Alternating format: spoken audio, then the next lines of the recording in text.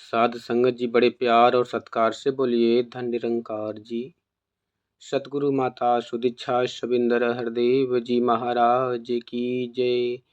निरंकारी राजमाता गुरु बचन अवतार की जय। सत्संग जी, अगर भगवान के जानकारी मिल जाती है, हो जाती है पहचान, इन आँखों से इसका दर्शन हो जाता है, तो सत्संग जी बड़े भाग्य धन्य हैं। और इसका लोग मतलब कुछ और निकाल लेते हैं, जो इसका अर्थ नहीं समझते।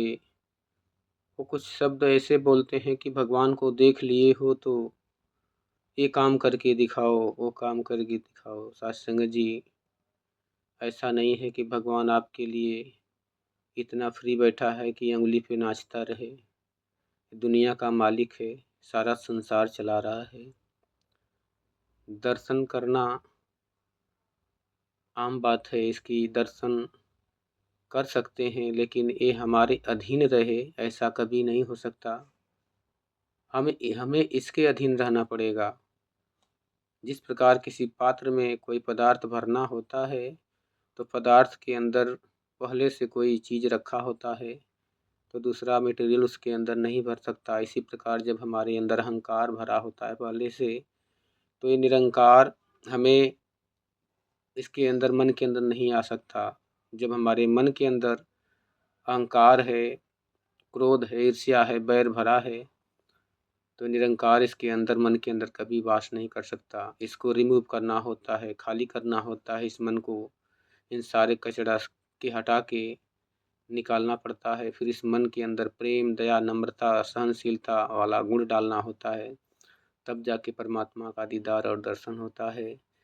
परमात्मा का दर्शन कोई बहस नहीं, कोई चीटिंगबाजी नहीं, ये सौभाग्य से प्राप्त होता है।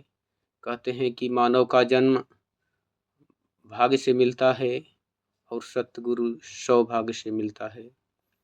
तो आज हम लोग का जो जीवन है, सतगुरु का जीवन में आगमन हुआ है। हमारे भाग्य भी हैं और सौभाग्य भी हैं, और परमात्मा के दीदार भी हो चुके हैं। इस परमात्मा से पल पल बातें होती रहती है। कहते हैं कि जिनके पिया परदेस बसत हैं, लिख लिख भेजत पाती, मोर पिया मोर अंग संग बसत है। देखत हूँ दिन राती, कि जिनकी पति परदेश में हैं, उनकी काली रातें हैं। जिनके पिया जिनके पास हैं, उनकी सुंदर रातें हैं। तो सत्संग जी, कहने का तात्पर्य है कि परमात्मा जिनको अपने अंग संग दिखाई देता है, वो हर वक्त इसका दर्शन, दीदार और भक्ति करता रहता है। और जिसे ये परमात्मा दूर भी नज़र नहीं आता, वो केवल एक दिखावा वाला भाव होता है, अंधे वाला भाव होता है। जिस प्रकार अंधे को तो सब कुछ मालूम भी होता है, लेकिन आँख वाले को भी अंधे से गिरा हुआ कहा जाता है, कि जो आगे गड्ढा देखकर भी सावधान नहीं हो रहा है।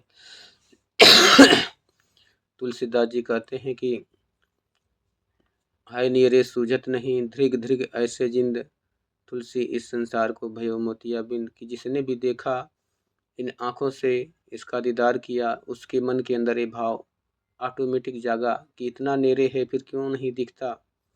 क्योंकि हमारे अंदर जो अज्ञान का पर्दा छाया है, अहंकार का पर्दा छाया है, क्रोध का पर्दा छाया है, ये हमें इसको देखने के लिए बाधित करता है, रोकता है। और हम अपने जिद पे अड़े होते हैं, अपनी जिद दूसरों से मनवाने लगते हैं, दूसरों की बातें नहीं मानते, इसलिए परमात्मा का दर्शन नहीं हो पाता है।